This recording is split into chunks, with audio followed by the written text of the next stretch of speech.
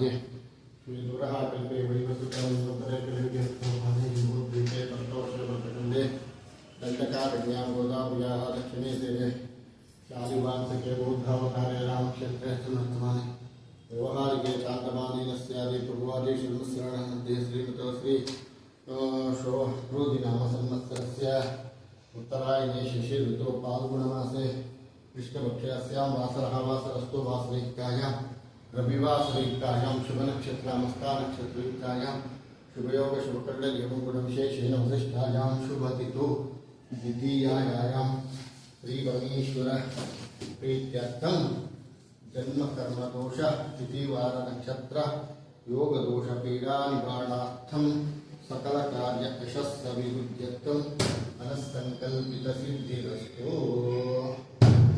ओम श्री गुरुभ्यो नमः हरि ओम श्री गुरुभ्यो नमः हरि ओम वक्रतुण्ड महाकाय कोटिसूर्यासौ प्रभा निर्विघ्नं कुर्मे देवा सर्वकार्येषु सर्वदा इदं विष्णुर्विचक्रमे तेषानिरजयबलं ಸಮೂಢಮಸ್ಯ ಭಾಗಂ ಶುಭೇ ನೋಡಿ. ಇವತ್ತು ತಿಥಿಯಲ್ಲಿ ತಿಥಿ ದೋಷ ಇದು. ಮತ್ತು ಇದರಲ್ಲಿ ಹುಟ್ಟುಬಿಟ್ರೆ ಕೋಪಿಷ್ಟ, ಡಾಂಬಿಕಾ ಮತ್ತು ಮಾತೃನಿಂದಕ ಈ ದೋಷಗಳು ಬರ್ತಕ್ಕಂಥದ್ದು. ಅಂದರೆ ಜನ್ಮ ದೋಷದಲ್ಲಿ 3 ಇರ್ತಕ್ಕಂಥದ್ದು. ಒಂದು ಮಾತೃನಿಂದಕ, ಒಂದು ಮಾತೃದೋಷ, ಒಂದು ಪಿತೃನಿಂದಕ, ಒಂದು ಪಿತೃದೋಷ.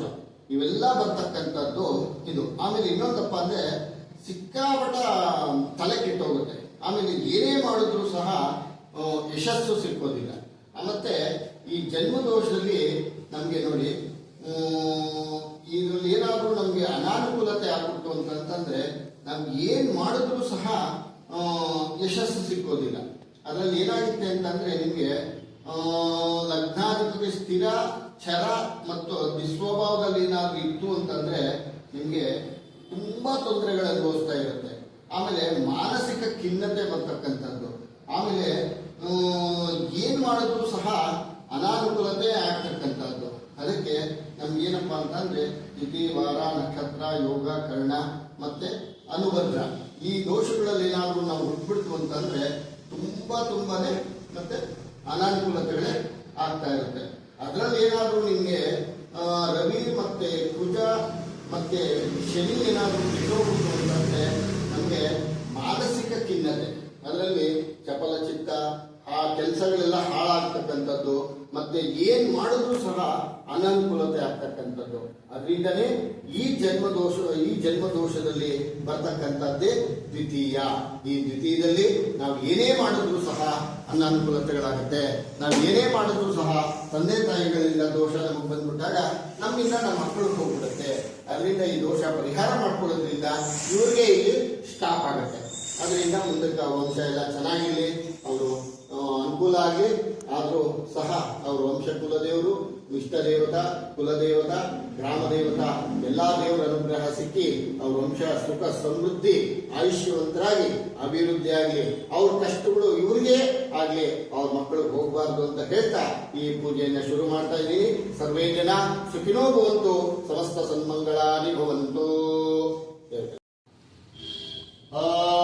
ಆಪ್ಯಾಯ ಸುಸಮೇಧತೆ ವಿಶ್ವತಸ್ವ ಮರುಷ್ಟಿಯಂ ಭವಾವಾಜಸ್ತು ಸಂಗತೆ ಕ್ಷೀರೇಣ ಸ್ತವಯಾಮಿ ತದಿಕ್ರಾವರುಣೋ ಹಕಾರಿಷಂ ವಿಷ್ಣೋರಸ್ವಸ್ವಭಾಜಿನಃ ಸುರಭಿನೋ ಮುಖಾಕರಸ್ತ್ರಣಃ ಯೋಗಂ ಜಿತಾರಿಷದೋ ತದಿನಾಸ್ತವಯಾಮಿ ಯದಿನಸ್ಥಾನಾಂತರೇ ಶುದ್ಧೋದಕಸ್ಥಾನಂ ಸಮರ್ಪಯಾಮಿ ತದಿಕ್ರಾವರುಣೋ ಹಕಾರಿಷಂ ವಿಷ್ಣೋರಸ್ವಸ್ಯ ಭಾಜಿನಃ ಸುರಭಿನೋ ಮುಖಾಕರಸ್ತ್ರಣಃ ಯೋಗಂ ಜಿತಾರಿಷದೋ ತದಿನಾಸ್ತವಯಾಮಿ ತದಿನಸ್ಥಾನಾಂತರೇ ಶುದ್ಧೋದಕಸ್ಥಾನಂ ಸಮರ್ಪಯಾಮಿ ಮಧುಮಾತಾರುತಾಯತೆ ಮದಕ್ಷರಂತ ಸಿಂಧವಃ ಮಾಧ್ವೀಹೀನ ಸಂತೋಷಸೀಃ ಮಧುರಕ್ತಮತೋಷಸಿ ಮಧುಮತ್ಪಾಪ್ತಿಮಗುಂ ರಜಃ ಮಧುರ್ಜೋರಪ್ತನಪಿತ ಮಧುಮಾನ್ನೋ ವನಸ್ಪತಿರ್ಮಧುಮಾಗ್ನಸ್ತು ಸೂರ್ಯಃ ಮಾರ್ದೀರ್ಘಾಮೋ ಭವಂತು ನಃ ಮಧುನಾಸ್ತಪಯಾಮಿ ಶುಕ್ರಮಸಿ ಜ್ಯೋತಿರಸಿ ತೇಜೋಸಿ ದೇವೋ ಪುನಃ ಸಚ್ಚಿದ್ರೇಣ ಪವಿತ್ರೇಣ ವಸೋ